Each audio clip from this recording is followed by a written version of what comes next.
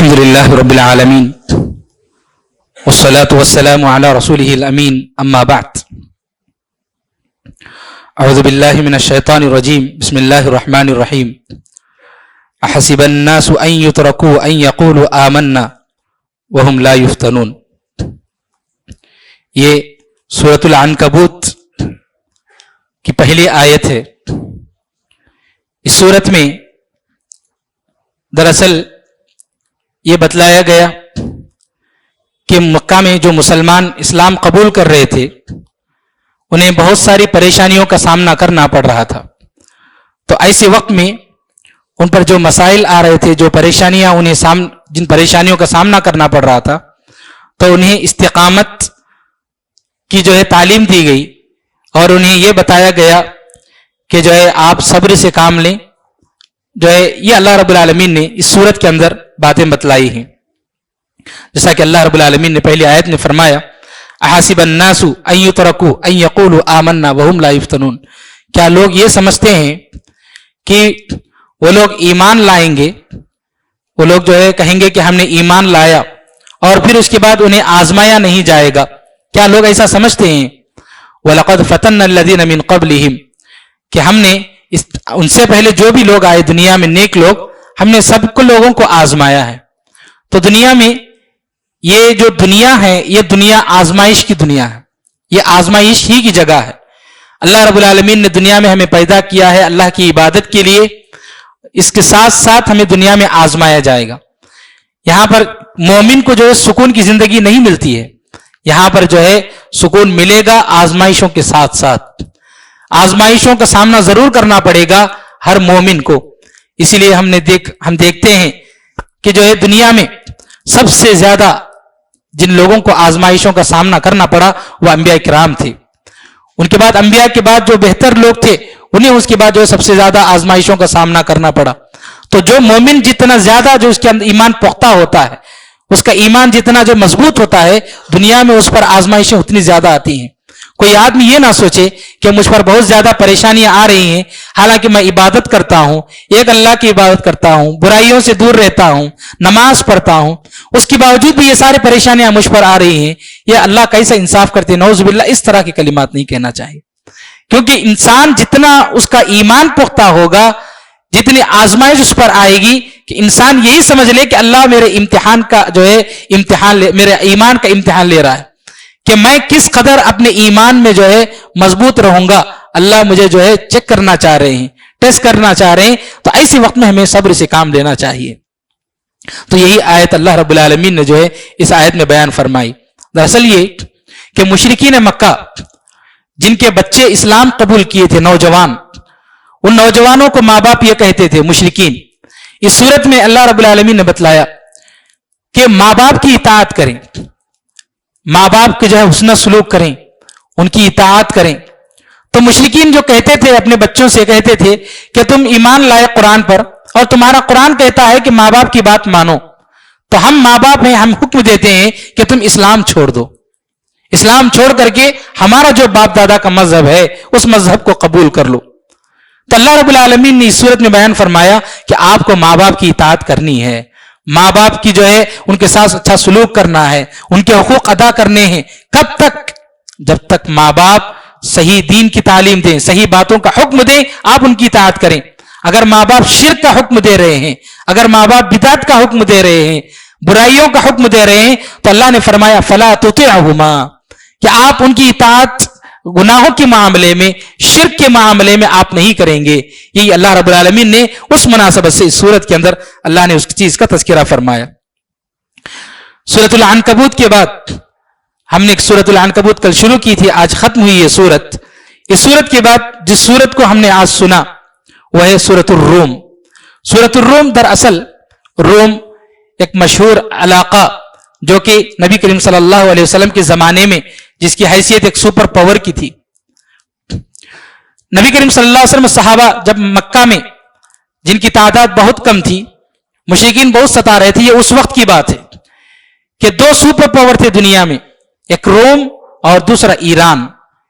روم کے لوگ عیسائی تھے اور ایران کے لوگ مشرکین یعنی آگ کی پوجا کرنے والے اور بتوں کی پوجا کرنے والے تھے. تو ان دونوں کے درمیان ایک جنگ چل گئی، جنگ شروع ہو گئی، اور اس زمانے کے اعتبار سے یہ ورلڈ وار تھی، عالمی جنگ تھی اس زمانے میں، تو پوری دنیا کی نظر اس جنگ پر تھی۔ تو مشرکین مکہ یہ چاہتے تھے کہ ایران جیت جائے، کیونکہ یہ لوگ مشرکین تھے، بتوں کی عبادت کرتے تھے، تو ایران کے لوگ بھی جو ہے بتوں کی عبادت اور آگ کی پوجا کرتے تھے، تو اس لیے یہ لوگ جو ہے ایران کا سپورٹ کر رہے تھے، اور رہے مسلمان ان کا میلان جو ہے روم کے لوگوں کی طرف تھا، کیونکہ روم کے لوگ جو عیسائی ہیں وہ اہل کتاب ہیں، اس لیے ان کی طرف تھوڑا سا میلان جو ہے مسلمانوں کا تھا کہ وہ لوگ جیت جائیں، روم کے لوگ۔ بالآخر یہ جنگ چلی، بہت دنوں تک چلی، بہت بڑی جنگ ہوئی، لیکن اس جنگ میں ایران کا پلڑا بھاری تھا، ایران یہ جنگ جیت گئی اور روم ہار گیا۔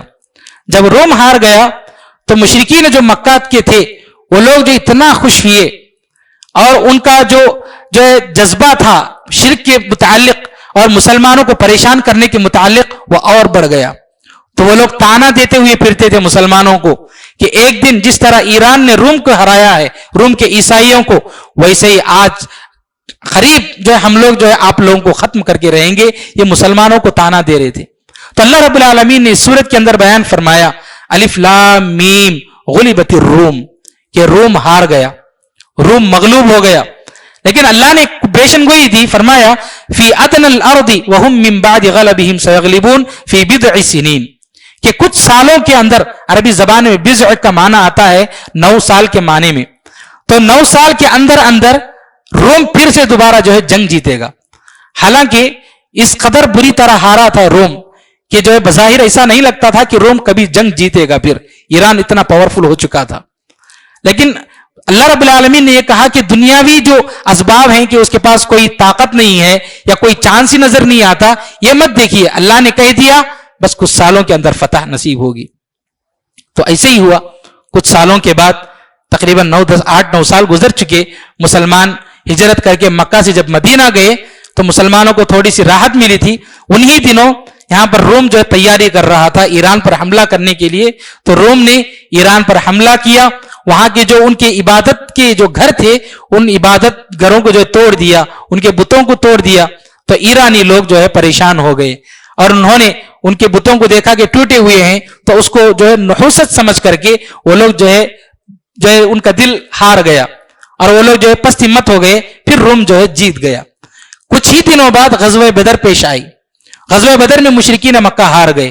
تو ان دونوں واقعات نے، ایک طرف ایران ہار گیا، وہاں کے مشرکین ہار گئے، اور دوسری طرف یہاں پر مشرکین ہار گئے غزوہ بدر میں، تو یہاں پر مشرکین مکہ کے جو حوصلے تھے، ان کے ظلم کا جو جذبہ تھا، ان کے حوصلے جو ان کی کمر ٹوٹ گئی۔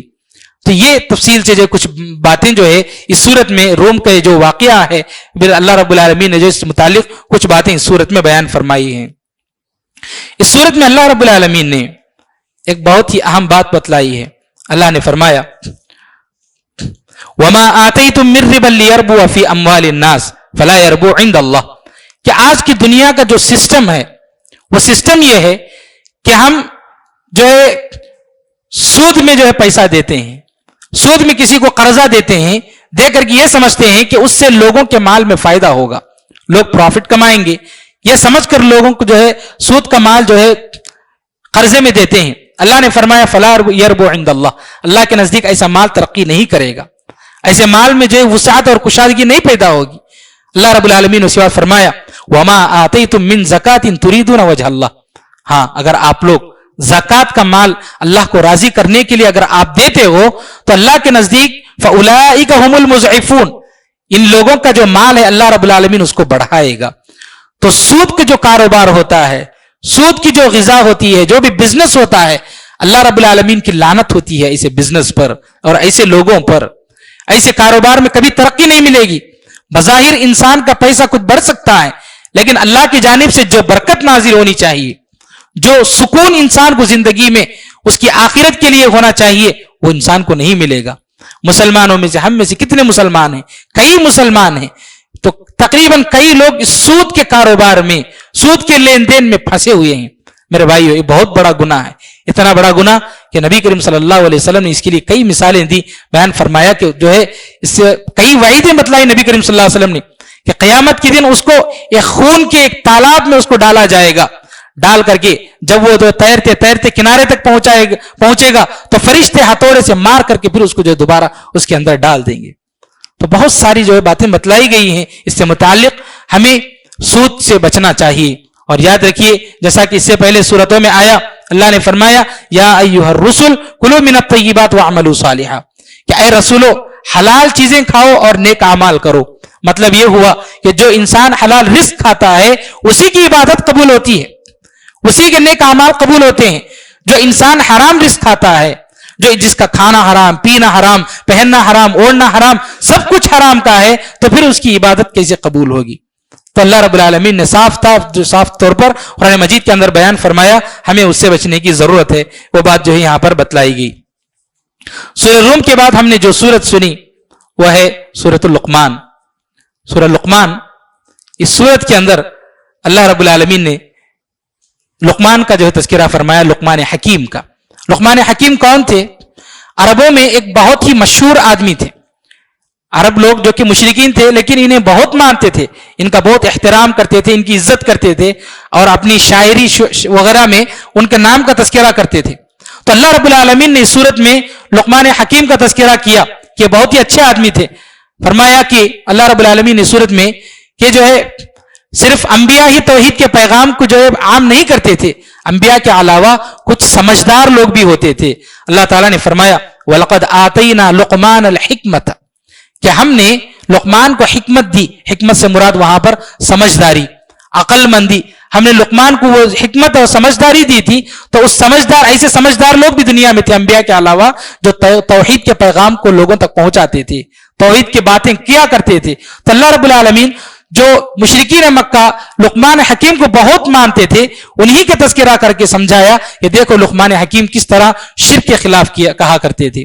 تو اس صورت میں اللہ رب العالمین نے لقمان حکیم جو کہ اپنے بیٹے کو نصیحت کرتے ہوئے کچھ باتیں کہتے ہیں, اللہ رب العالمین نے ان نصیحتوں کا تذکرہ فرمایا. اللہ رب العالمین نے سب سے پہلے جو آپ نے نصیحت کی اپنے بیٹے کو, یا بنی لا تشرک باللہ ان الشرک لظلم عظیم, کہ اے میرے بیٹے لا تشرک باللہ, اللہ کے ساتھ شرک مت کرو. ان الشرک لظلم عظیم, بے شک شرک سب سے بڑا گناہ ہے, سب سے بڑا ظلم ہے. یہ اللہ رب العالمین نے جو اس آیت میں بیان فرمایا. تو ایک باپ کی حیثیت اپنے بیٹے سے متعلق یہ ہونی چاہیے کہ باپ وقتاً فوقتاً شرک کے خلاف, بدعات کے خلاف, گناہوں کے خلاف, حرام چیزوں کے خلاف نصیحت کرتا رہے. یہ نہیں کہ بیٹا گیا مسجد گیا سن رہا ہے, مدرسہ گیا پڑھ رہا ہے, یہ صرف نہیں ہونا چاہیے, بلکہ بحیثیت باپ مربی اپنے گھر میں بچوں کی تعلیم وقتاً فوقتاً جو ہے بتاتے رہنا چاہیے کہ یہ کیا صحیح ہے کیا غلط ہے. یہ باتیں جو ہے ہمیں اس سے معلوم ہوتی ہیں. لقمان حکیم نے دوسری جو نصیحت کی وہ یہ کہ تم والدین کے ساتھ اچھا سلوک کرو, والدین کی اطاعت کرو, والدین کی فرما برداری کرو. لقمان حکیم نے یہ بات جو ہے اپنے بیٹے کو نصیحت کرتے ہوئے کہی. اور تیسری بات یہ کہی لقمان حکیم نے, یا بنی انہا ان تکم مثقال حبۃ من خردل فتکن فی صخرۃ او فی السماوات او فی الارض یأتی بها اللہ, کہ اللہ رب العالمین انسان جو بھی نیکی کرتا ہے, چاہے چھوٹی نیکی ہو یا بڑی نیکی, چھوٹی سے چھوٹی نیکی کیوں نہ ہو, چاہے وہ کسی چٹان میں چھپی ہوئی ہو یا آسمان میں چھپی ہوئی ہو یا زمین میں چھپی ہوئی ہو, کل قیامت کے دن اللہ رب العالمین انسان نے جو کچھ بھی دنیا میں نیکی کی ہے, ہر نیکی کو کہاں بھی وہ نیکی ہو اس نیکی کو لائے گا اور لا کر کے اس کا بدلہ اس کو دے گا. ان اللہ لطیف خبیر, یہ جو لقمان حکیم نے اپنے بیٹے کو نصیحت کرتے ہوئے یہ بات کہی. ایک اور بات لقمان حکیم نے نصیحت کرتے ہوئے کہی, بہت ہی اہم بات, وہ یہ کہ بیٹے نماز پڑھو. یا بنی اقم الصلاۃ, اے میرے بیٹے تم نماز پڑھو. ونہا عن المنکر وامر بالمعروف ونہا عن المنکر, کہ تم لوگوں کو نیک باتوں کا حکم دو. خود باپ بیٹے کو نیک باتوں کا حکم دے رہے ہیں اور یہ بھی کہہ رہے ہیں کہ تم دوسروں کو نیک باتوں کا حکم دو اور لوگوں کو برائی سے روکو. کتنی پیاری نصیحت اپنے بیٹے کو جو ہے لقمان حکیم دے رہے تھے. یہ ساری باتوں پر ہمیں جو دھیان دینا چاہیے. ایک اور بات کہی لقمان حکیم نے, ولا تصعر خدک للناس ولا تمشی فی الارض مرحا, بیٹے زمین میں اکڑ کر مت چلو, تکبر نہ کرو, غرور نہ کرو, اور چلتے ہوئے تم اپنے آپ کو سینہ اتنا پھلا کر کے کہ تم لوگوں کو دکھا رہے ہو کہ تم بہت ہی متکبر آدمی ہو اور تکبر کے ساتھ چل رہے ہو, ایسا مت چلو. ولا تمشی فی الارض مرحا, اکڑ کر مت چلو. پھر فرمایا وقصد فی مشیک, تم اپنے چلن میں میانہ روی اختیار کرو, تواضع کے ساتھ چلو, چلتے ہو جب چلتے ہو. اور فرمایا وغضض من صوتک, اور جب تم بات کرتے ہو, چاہے تم بڑوں سے بات کرو, چھوٹوں سے بات کرو, کہیں بھی بات کرو, تم اپنی آواز کو ہلکی کرو. چیخ چیخ کر, چلا چلا کر, زور زور سے باتیں کرنا یہ اچھی بات نہیں ہے.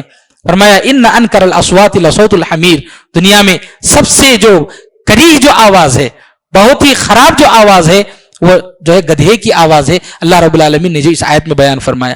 تو اس طرح سے ہمیں زور زور سے چیخ چیخ کر کے باتیں کرنا یا جو ہے چلانا, یہ سب اچھی بات نہیں ہے. وہ اللہ رب العالمین جو اس آیت میں ہمیں بتا رہے ہیں, یہ کچھ نصیحتیں تھیں جو لقمان حکیم نے جو ہے اپنے بیٹے کو نصیحت کرتے ہوئے کہی تھی. تو یہ ساری باتیں ہمیں اپنے زندگی میں نافذ کرنی ہے. اور دوسری بات جو معلوم ہوتی ہے کہ اپنے بچوں کو وقتاً فوقتاً ہم نصیحت کرتے رہیں. اس کے بعد سورۃ اللقمان کے بعد جو سورت آتی ہے سورہ سجدہ. سورہ روم میں مشرکین کا جو غلط کردار, جو ان کا غلط بیہیویئر تھا, اس کا تذکرہ آیا. سورہ لقمان میں نیک لوگوں کا جو اچھا کردار, جیسے لقمان حکیم کا تذکرہ آیا کہ ان کے اچھے اخلاق تھے, اچھا کردار تھا, اس کا تذکرہ آیا. اس کے بعد کی جو سورت ہے سورہ سجدہ, اس سورت میں اللہ رب العالمین نے دونوں کا تذکرہ کر کے دونوں کا موازنہ کیا.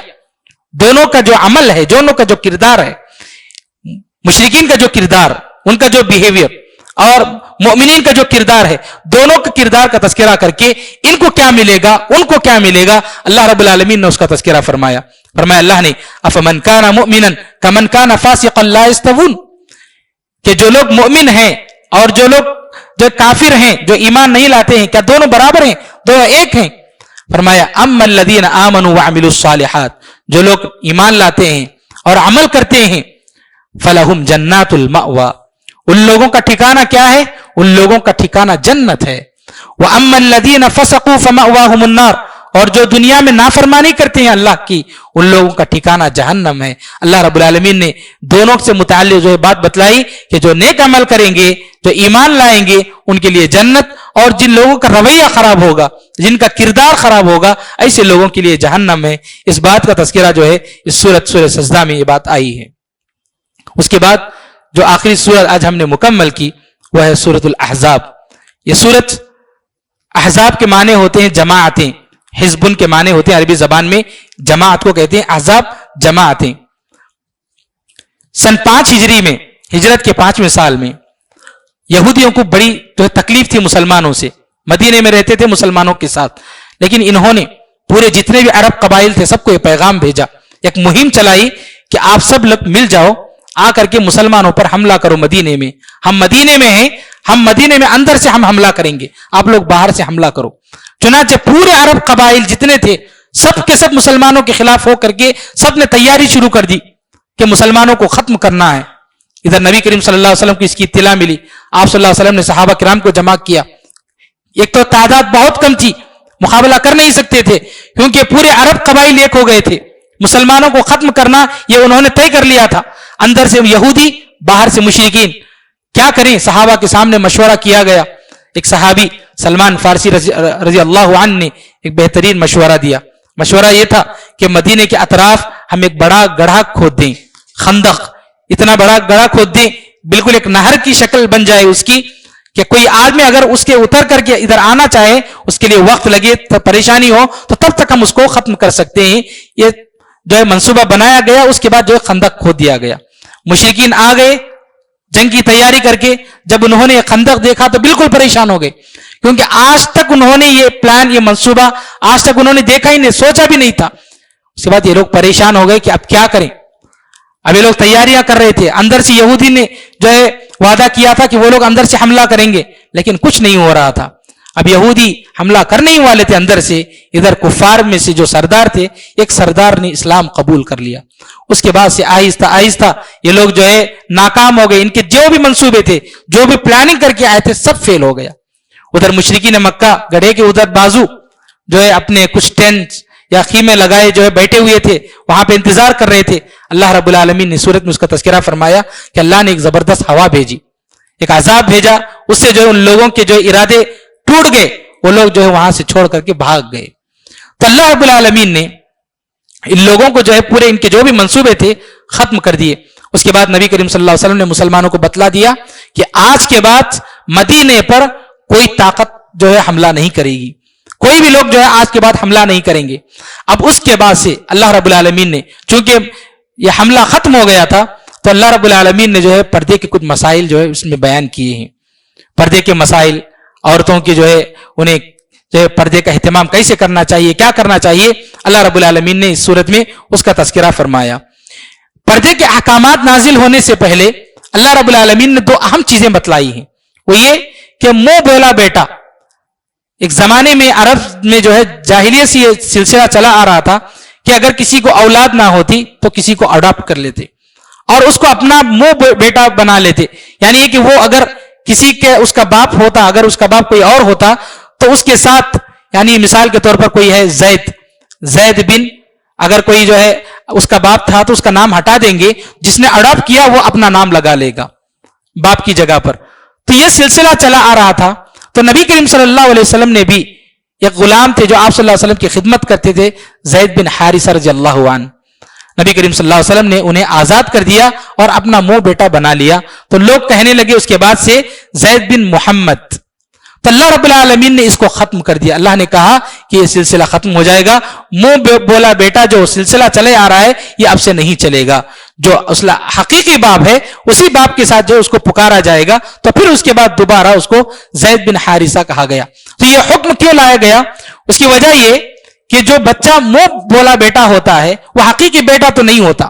تو گھر کی جو عورتیں ہوتی ہیں کیا وہ اس سے پردہ کریں یا نہ کریں، یہ مسائل پیدا ہو رہے تھے. تو اس لیے اللہ رب العالمین نے اس کو جو جڑ سے نکال دیا، اس کو جو اس مسئلے کو ختم کر دیا. اور اسی طرح ایک اور حکم اس میں نازل کیا گیا پردے کے حکام آنے سے پہلے، وہ یہ کہ مہاجرین ہجرت کر کے مدینہ آئے تھے تو مدینے کے انصار صحابہ نے، مہاجرین جو بھی صحابہ آئے تھے، کسی کو بھائی بنا لیے، کسی کو چچا بنا لیے، کسی کو بہن بنا لیے، کسی کو ماں بنا لیے. اس طرح سے رشتے انہوں نے جو قائم کر لیے. یہ جو اخوت جو بنائی گئی تھی اللہ رب العالمین نے حکم دیا کہ اس اخوت کو توڑا جائے آج، کیونکہ وہ خاص رشتے تو نہیں تھے، لیکن ایسا اگر ہو جائے گا کہ آپ اسی کو کنٹینیو کریں گے تو پھر شادی کے مسائل آ جائیں گے، پردے کے مسائل آ جائیں گے. حالانکہ وہ خاص بھائی نہیں ہے، خاص بیٹا نہیں ہے، خاص ماں نہیں، خاص بہن نہیں ہے، تو پھر پردے کے مسائل آ جائیں گے. اس لیے اللہ رب العالمین نے پردے کے احکامات نازل کرنے سے پہلے یہ جو اخوت جو بانڈنگ جو شروع کی گئی تھی اس کو اللہ رب العالمین نے ختم کر دیا. اس کے بعد پردے کے احکامات جو ہے نازل ہوئے. پردے کے احکامات نے اللہ رب العالمین نے خطاب ازواج مطہرات سے کیا ہے، نبی کریم صلی اللہ علیہ وسلم کی بیویوں سے کیا ہے، کیونکہ نبی کریم صلی اللہ علیہ وسلم کی بیویاں نمونہ ہیں اس امت کی عورتوں کے لیے.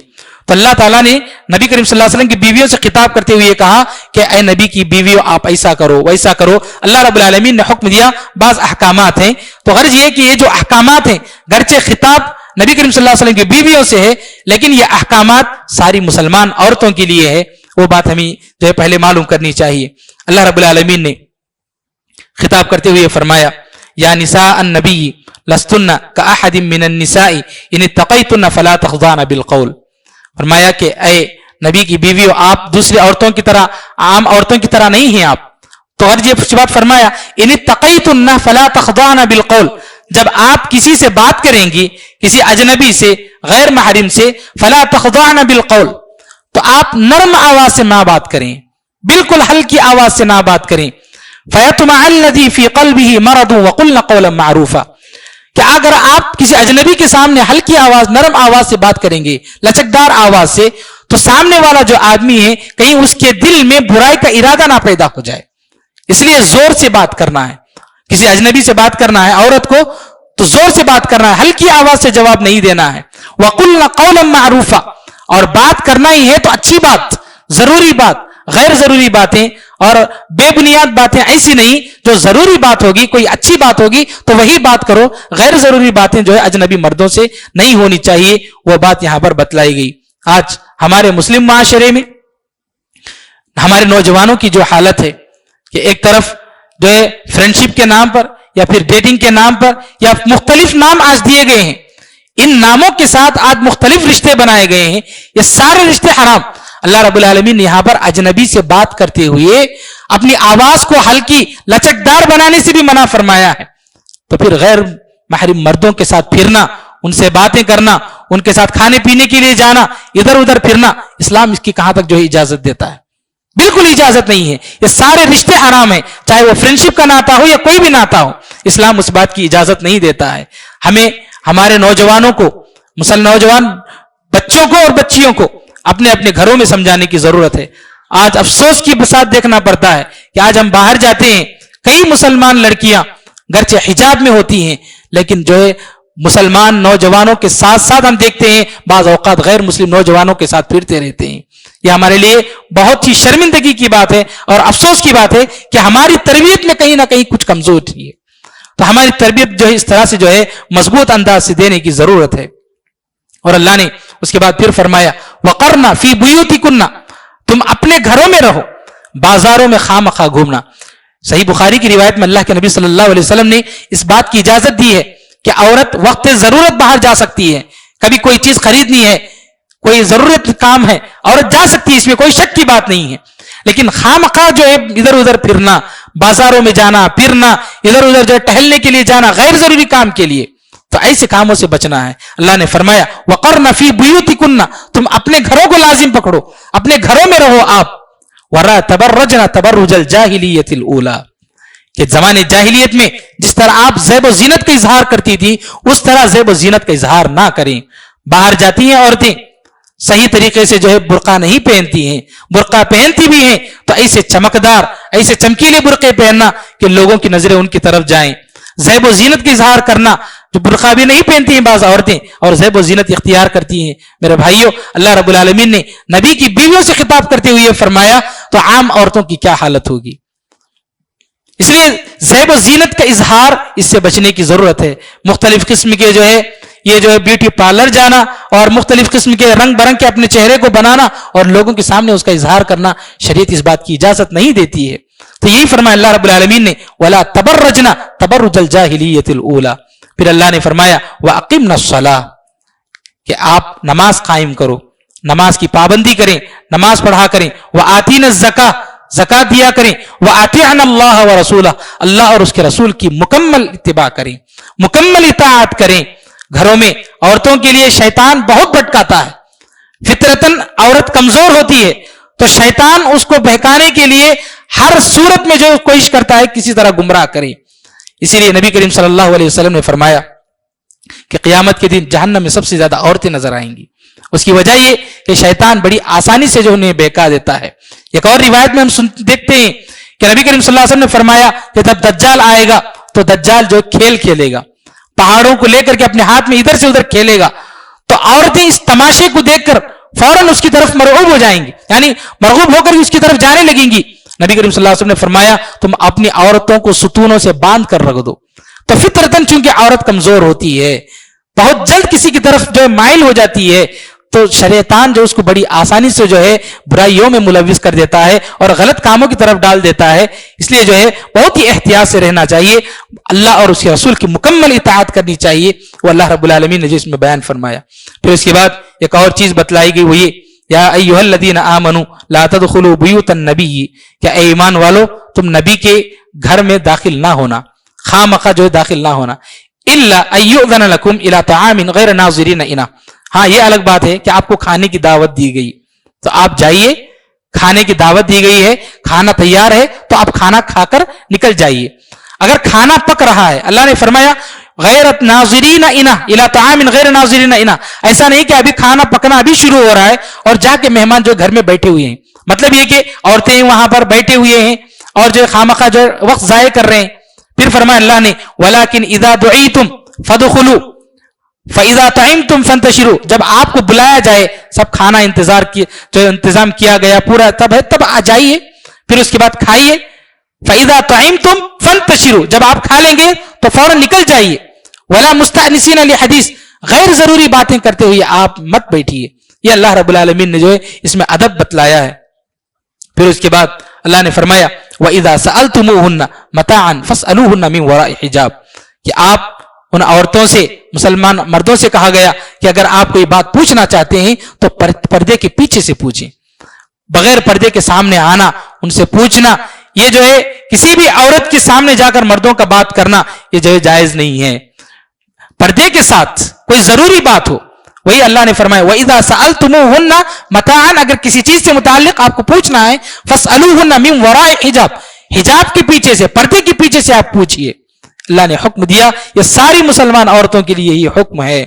پھر آخر میں اللہ نے فرمایا یا ایھا النبی، اے نبی آپ کہہ دیجئے، قل لازواجک، آپ اپنی بیویوں سے کہہ دیجئے، وبناتک، اور اپنی بیٹیوں سے کہہ دیجئے، من نساء المؤمنین، اور مومن جو عورتیں ہیں ان سے کہہ دیجئے، یدنین علیہن من جلابیبہن، کہ وہ اپنے بازوؤں پر جو ہے دوپٹہ ڈال لیا کریں، کپڑے ڈال لیا کریں اپنے اوپر.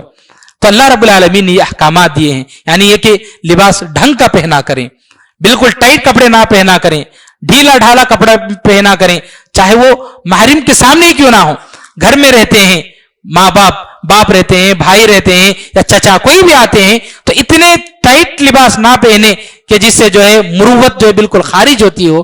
ایسے لباس نہیں پہننا چاہیے، چاہے ماں باپ ہی کیوں نہ ہو، بھائی ہی کیوں نہ ہو، ڈھیلے ڈھالے کپڑے پہن کر رہنا چاہیے. یہ جو ہمیں شریعت اس باتوں کی تعلیم دیتی ہے. اللہ رب العالمین سے دعا ہے کہ اللہ تعالی ہم سب کو کتاب و سنت کے مطابق زندگی گزارنے کی توفیق نصیب فرمائے. رب العالمین جب تک ہمیں دنیا میں رکھ، اللہ ہمیں اللہ اور اس کے رسول نے جو بھی طریقہ بتایا اس سیدھے طریقے پر چلنے کی توفیق نصیب فرمائے. رب العالمین ہمارے نوجوانوں کو سیدھے راستے پر چلنے کی توفیق نصیب فرما. اللہ ہماری نوجوان بچیوں کو سیدھے راستے پر چلنے کی توفیق نصیب فرما. اللہ ہم جو بھی عبادتیں کر رہے ہیں اللہ ہماری عبادتوں کو قبول فرما. اللہ ہماری لغزشوں کو معاف فرما. رب العالمین ہمارے روزوں کو قبول فرما. اللہ ہماری تلاوت کو قبول فرما. اللہ ہماری تراویح کو قبول فرما. رب العالمین جب تک ہم دنیا میں رہیں کتاب و سنت پر عمل کرتے ہوئے زندہ رہیں، جب موت آئے تو خاتمہ بالخیر فرما. آمین. واخر دعوانا ان الحمدللہ رب العالمین. ربنا تقبل منا انک انت السمیع العلیم وتب علینا انک انت التواب الرحیم برحمتک یا ارحم الراحمین والحمد للہ رب العالمین.